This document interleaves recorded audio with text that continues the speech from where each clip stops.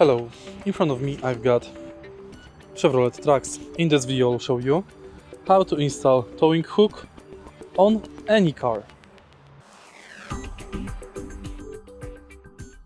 In the beginning, find your towing hook. Mostly it's in the trunk, located somewhere in the compartments on the left or right side, or under the trunk floor. Once you've found it, if you have to be towed, on the rear bumper you will find something like this. Usually you need flat screwdriver to remove it.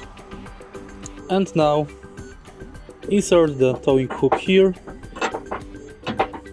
and screw it left.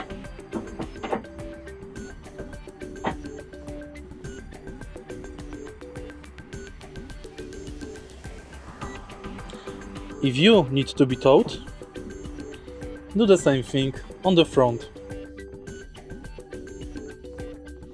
Not every time you need flat screwdriver to open the cover. Some cars have it designed to be pushed.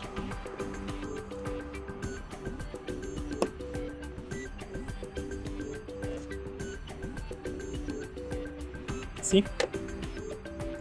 And now you can install the towing hook here.